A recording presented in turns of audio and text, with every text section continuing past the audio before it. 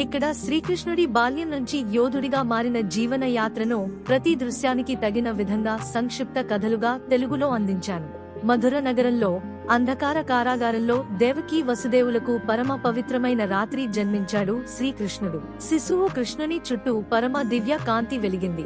వసుదేవుడు యమునాను దాటి శిశువు కృష్ణుని గోకులానికి తీసుకెళ్లటం. వసుదేవుడు తన తలపై తోటిపెట్టెలో శిశువు కృష్ణుని తీసుకుని గర్భవర్షంలో యమునా నదిని దాటుతున్నాడు.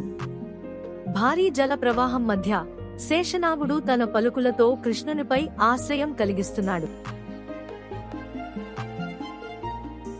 మక్కన చోరీ గోకులంలో బాల్యక్రీడలు. బాలకృష్ణుడు గోకులంలో మక్కన ని చోరించటం ఆనందంగా చేస్తూ పొద్దున్న పగటిపూట గోపికల మధ్య తిమ్మిరిగా నవ్వు నీలవర్ణ తేజస్సుతో పీకాక్ పిన్ను తలపై మెరిసింది.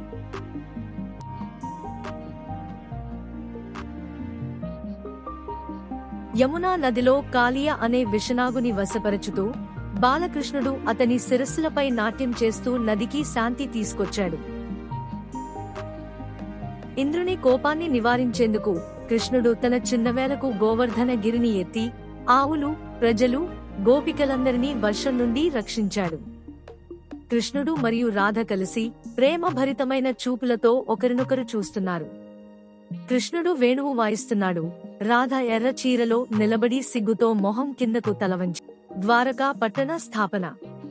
కృష్ణుడు యాదవ కులాన్ని రక్షించేందుకు సముద్ర తీరాన ద్వారకా నగరాన్ని నిర్మించాడు. అక్కడ అతను ఓ దివ్య రాజునిగా పాలన సాగించాడు.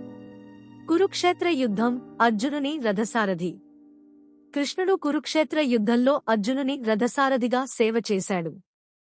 గోలగోలైన యుద్ధభూమిలో అతని నాయకత్వం సమరాన్ని ధర్మపరంగా మలిచింది. గీతోపదేశం. భగవద్గీత ప్రబోధం. అర్జునుడి మానసిక సంకటంలో కృష్ణుడు భగవద్గీతను ఉపదేశిస్తూ జీవన ధర్మాన్ని వివరించాడు. ఆ క్షణం కాలాన్నే మారుస్తూ విజ్ఞానాన్ని ప్రసరింపజేసింది.